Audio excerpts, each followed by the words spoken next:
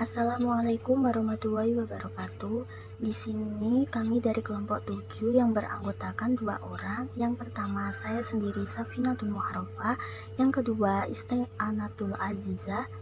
Di sini kelompok kami akan membahas tentang materi yang berjudul munasabah. Adapun poin yang akan kita bahas pada materi kali ini, yang pertama pengertian munasabah, yang kedua sejarah pertumbuhan dan perkembangan munasabah, yang ketiga macam-macam munasabah, yang keempat kedudukan munasabah dalam menafsirkan Al-Quran, yang kelima manfaat mempelajari munasabah. Yang pertama, pengertian munasabah. Secara etimologi atau bahasa, munasabah berasal dari akar kata nasib, mengandung arti satu, berdekatan, mirip, menyerupai. Oleh karena itu, ungkapan fulana yunasibu fulana, Imam Az-Zarkashi mengartikan ungkapan tersebut dengan dua orang yang mempunyai kemiripan atau kedekatan. Kata terdekat lain, nasib memiliki arti ada hubungan dekat seperti dua saudara, saudara sepupu, dan semacamnya. Jika keduanya munasabah dalam pengertian saling terkait, maka disebut kerabat atau qorobah. Secara istilah atau terminologi, munasabah berarti ilmu yang menerangkan hubungan antara ayat dengan ayat, antara ayat dengan surat, antara awal surat dengan akhir surat lainnya. Lebih lanjut, definisi munasabah menurut sebagian ulama yang dikutip adalah sebagai berikut. A. Menurut Jalaluddin Abdurrahman Al-Suyuti mengatakan bahwa ilmu munasabah adalah keterkaitan ayat-ayat Al-Quran sehingga seolah-olah merupakan ungkapan yang mempunyai kesatuan makna dan keteraturan redaksi. B. Menurut Syekh Mana Al-Hotan mengatakan bahwa ilmu yang berbicara mengenai sisi-sisi korelasi atau hubungan antara satu kalimat dengan kalimat lainnya dalam satu ayat, antara satu ayat dengan ayat-ayat lainnya di surat yang sama atau berbeda. 2. Sejarah pertumbuhan dan perkembangan munasabah. Dalam tinjauan sejarah, ilmu munasabah merupakan ilmu baru, artinya ilmu ini lahir belakangan dibandingkan dengan ilmu Al-Quran yang lainnya. Ulama yang pertama sekali memberikan gagasan kepada ilmu ini adalah Abu Ja'far bin Zubair.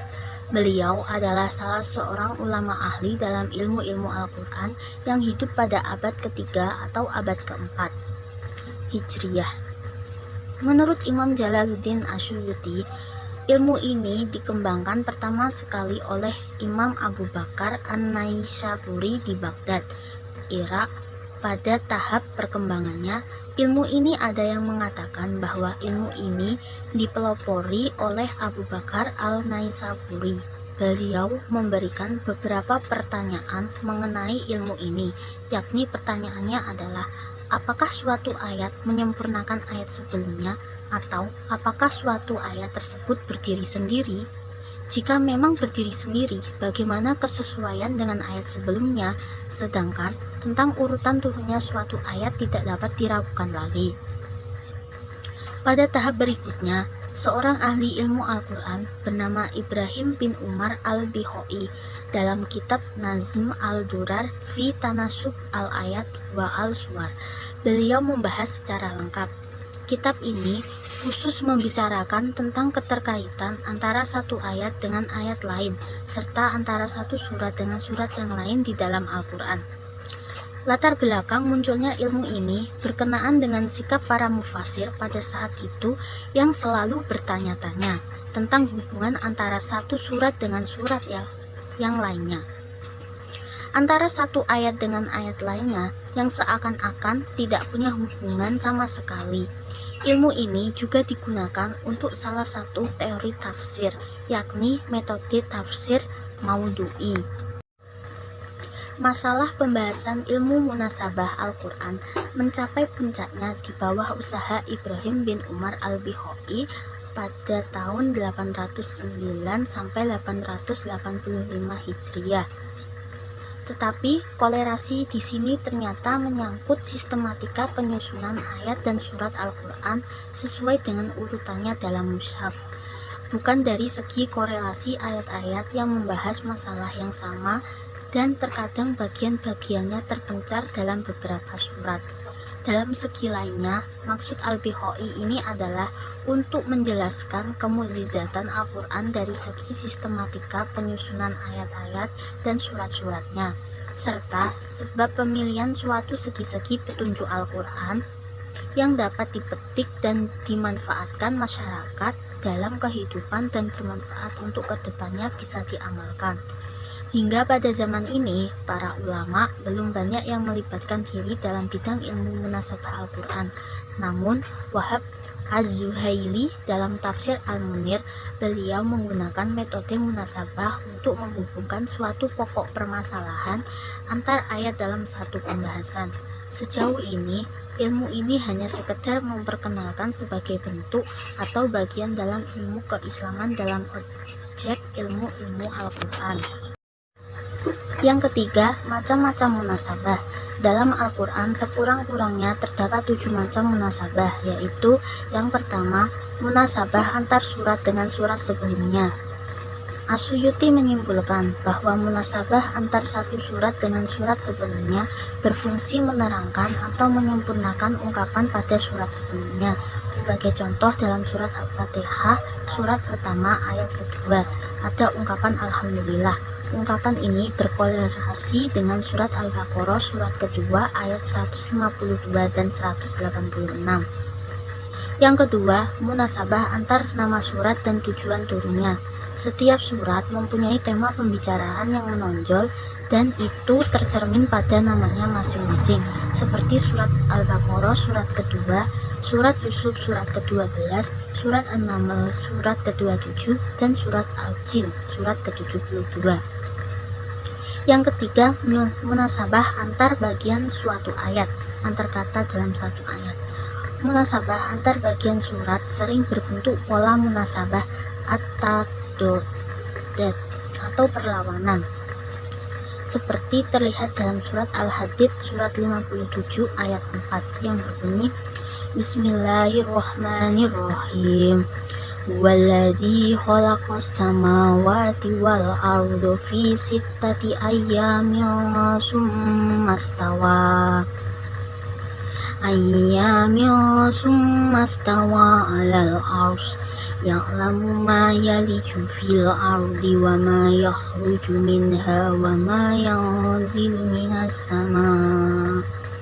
minas sama'i wa ma ya'ruju fiha wa huwa ma'akum aina ma kuntum wallahu bima ta'maluna basir.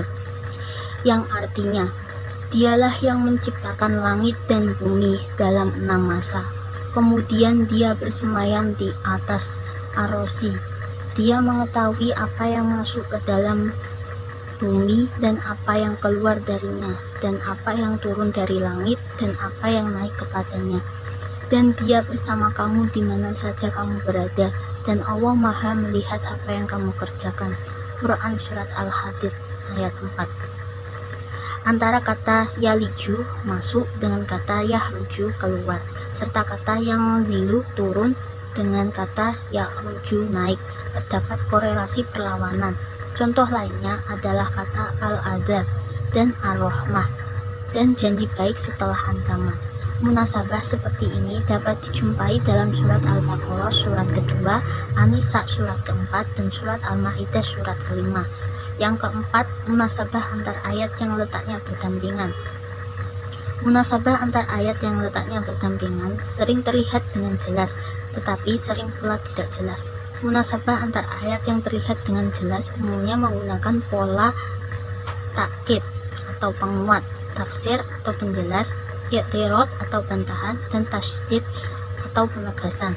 Munasabah antar ayat yang menggunakan pola takkid yaitu apabila salah satu ayat atau bagian ayat memperkuat makna ayat atau bagian ayat yang terletak di sampingnya. 5. Munasabah antar suatu kelompok ayat dan kelompok ayat di sampingnya dalam satu surat. Dalam surat Al-Baqarah surat kedua ayat 1 sampai ayat 20, misalnya Allah memulai penjelasannya tentang kebenaran dan fungsi Al-Quran bagi orang-orang yang bertakwa. Dalam kelompok ayat-ayat berikutnya dibicarakan 3 kelompok manusia dan sifat-sifat mereka yang berbeda-beda, yaitu mukmin, kafir, dan munafik. Munasabah antar fasilah atau pemisah di dalam satu ayat. Macam munasabah ini mengandung tujuan-tujuan tertentu, di antaranya adalah untuk menguatkan atau tamkin makna yang terkandung dalam suatu ayat. Misalnya dalam surat Al-Ahzab surat 33 ayat 25 diungkapkan sebagai berikut. Bismillahirrahmanirrahim. Waraddallahu alladhina kafaru bi'aidihim lam yanalu khaira wa kafawwahul mu'minina al-qital wa kana Allahu qawiyyan azizan, yang artinya dan Allah menghalau orang-orang yang kafir itu yang keadaan mereka penuh kejengkelan, lagi mereka tidak memperoleh keuntungan apapun, dan Allah menghindarkan orang-orang mukmin dari peperangan, dan adalah Allah Maha Kuat lagi Maha Perkasa. Quran Surat Al-Ahzab ayat 25. Dalam ayat ini Allah menghindarkan orang-orang mukmin dari peperangan, bukan karena lemah, melainkan karena Allah Maha Kuat dan Maha Perkasa. Jadi adanya fasilah di antara kedua penggalan ayat di atas dimaksudkan agar pemahaman terhadap ayat tersebut menjadi lurus dan sempurna. Tujuan lain dari fasilah adalah memberi penjelasan tambahan yang meskipun tanpa fasilah sebenarnya makna ayat sudah jelas. Misalnya dalam surat An-Naml surat 27 ayat 80 yang berbunyi, Innaka la tusmi'ul mauta wa la tusmi'us summa du'a idza walau mudbirin, yang artinya sesungguhnya kamu tidak dapat menjadikan orang-orang yang mati mendengar dan tidak pula menjadikan orang-orang yang tuli mendengar panggilan apabila mereka telah berpaling membelakang. Quran Surat An-Naml ayat 80. Kalimat idza walau mudbirin merupakan penjelasan tambahan terhadap makna orang tuli. 7. Munasabah antar awal surat dengan akhir surat yang sama. Tentang munasabah semacam ini, As-Suyuti telah mengarang sebuah buku yang berjudul Marosid Al-Matoli fi Tanasub Al-Mahodi wa Al-Matoli. Contoh munasabah ini terdapat dalam surat Al-Qasas surat ke-28 yang bermula dengan menjelaskan perjuangan Nabi Musa yang selalu berhadapan dengan kekejaman Fir'aun. Atas perintah dan pertolongan Allah, Nabi Musa berhasil keluar dari Mesir dengan penuh tekanan. Di akhir surat, Allah menyampaikan kabar gembira kepada Nabi Muhammad yang menghadapi tekanan dari kaumnya dan janji Allah atas kemenangannya. Kemudian, jika di awal surat dikemukakan bahwa Nabi Musa tidak akan menolong orang kafir, munasabah di sini terletak dari sisi kesamaan kondisi yang dihadapi oleh kedua nabi tersebut. Yang ke-8, munasabah antar penutup suatu surat dengan awal surat berikutnya. Jika diperhatikan pada setiap pembukaan surat, akan dijumpai munasabah dengan akhir surat sebelumnya, sekalipun tidak mudah untuk mencarinya. Misalnya, surat Al-Waqiah dimulai dengan tasbih, Fasabbih bismi rabbikal adzim, yang artinya, maka bertasbihlah dengan menyebut nama Rabbmu yang maha besar. Quran Surat Al-Waqiah ayat 96. Kemudian permulaan surat Al-Baqarah surat kedua, Alif Lam Mim Dzalikal kitab la raiba fih, yang artinya Alif Lam Mim, kitab Al-Quran ini tidak ada keraguan padanya, petunjuk bagi mereka yang bertakwa. Quran Surat Al-Baqarah ayat 1-2. Ayat ini bermunasabah dengan akhir surat Al-Fatihah surat pertama, yaitu Siratal ladzina an'amta 'alaihim ghairil maghdubi 'alaihim waladdallin, yang artinya yaitu jalan orang-orang yang telah Engkau beri nikmat kepada mereka, bukan jalan mereka yang dimurkai dan bukan pula jalan mereka yang sesat. Quran Surat Al-Fatihah ayat ke-7. Saya akan melanjutkan penjelasan dari Mbak Vina, yaitu 4. Kedudukan munasabah dalam menafsirkan Al-Quran. Munasabah dalam Al-Quran sangat berkaitan erat dengan sistem penertiban ayat dan surat dalam Al-Quran. Terdapat dua pendapat dalam munasabah. Yang pertama yaitu pendapat yang mendukung. Pertama, Al-Biqai. Ia sebagai dikutip Mustafa Muslim mengatakan bahwa ilmu munasabah sangat penting. Ia merupakan ilmu yang agung, sehingga hubungannya dengan ilmu tafsir bagaikan ilmu nahwu dan ilmu bayan. Yang kedua, pendapat yang mendukung menurut Al-Zarkashi, ilmu munasabah menjadikan bagian-bagian kalam saling menguatkan satu dengan lainnya. Yang ketiga, ilmu munasabah menurut Ar-Razi sangat bernilai tinggi selama dapat diterima oleh akal. Selanjutnya, pendapat yang menentang yaitu tokoh tafsir yang menentang keberadaan munasabah adalah Mahmud Syaitut dan Asy-Syatibi yang menganggap percuma usaha mencari hubungan apa yang ada di antara ayat dan surat dalam Al-Quran.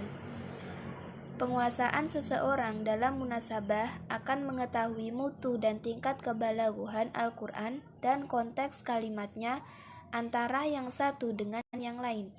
Korelasi antar ayat akan menjadikan keutuhan yang indah dalam tata bahasa Al-Quran yang jika dipenggal keindahan tersebut akan hilang.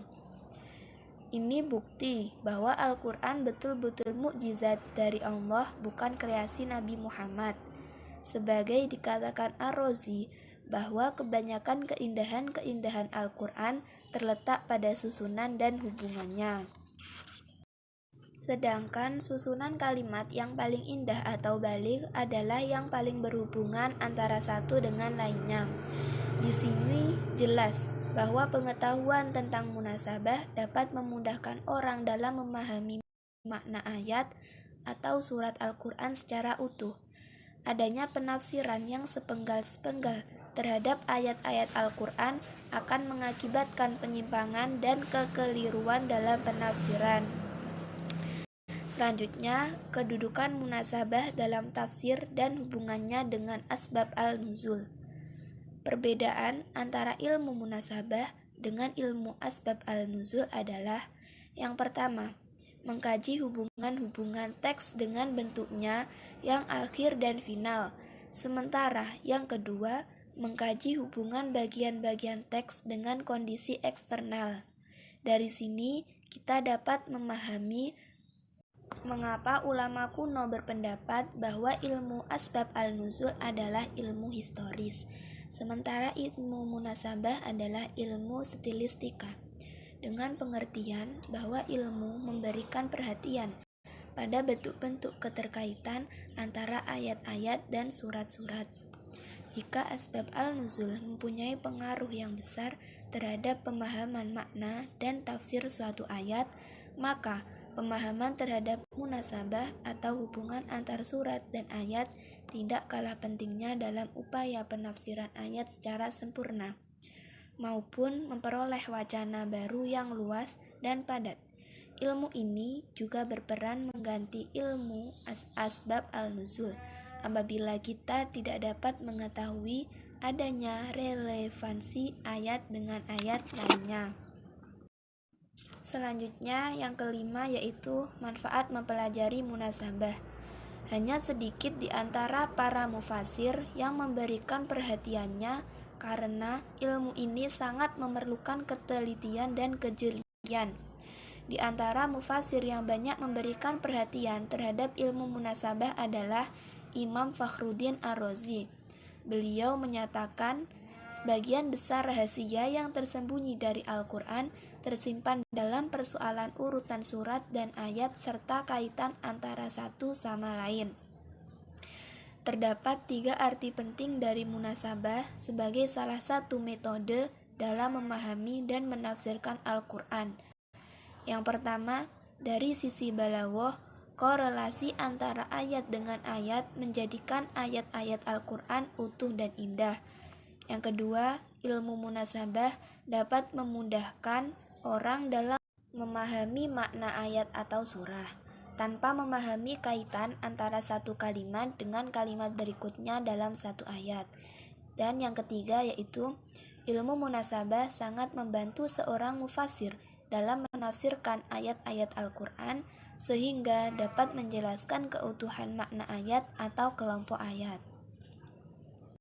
Selanjutnya, manfaat munasabah selain dapat memahami keserasian antar makna, keteraturan susunan kalam, keindahan bahasa dan gaya, juga menjelaskan keterangannya secara terperinci dan mukjizatnya secara retorik. Munasabah dapat berperan mengganti ilmu asbab al-nuzul apabila kita tidak dapat mengetahui sebab turunnya suatu ayat. Dengan menguasai ilmu munasabah ini, sekiranya dalam membaca Al-Quran, seseorang akan merasakan secara mendalam bahwa Al-Quran merupakan satu kesatuan yang utuh dalam untaian kata-kata yang harmonis dengan makna yang kokoh. Ilmu munasabah dapat menjadi alat peminimalisir pendekatan atau mistik. Di sini terdapat manfaat mempelajari ilmu munasabah antara lain sebagai berikut. 1. Mengetahui persambungan hubungan antara bagian Al-Quran, baik antara kalimat-kalimat atau ayat-ayat, maupun surat-suratnya yang satu dengan yang lainnya, sehingga lebih memperdalam pengetahuan dan pengenalan terhadap kitab Al-Quran dan memperkuat keyakinan terhadap kewahyuan dan kemukjizatan. Yang kedua, mengetahui mutu dan tingkat kebahagiaan bahasa Al-Quran dan konteks kalimat-kalimatnya yang satu dengan yang lain. Yang ketiga, dengan ilmu munasabah akan sangat membantu dalam menafsirkan ayat-ayat Al-Quran, sehingga sangat mempermudah pengistimbatan hukum-hukum atau isi kandungannya.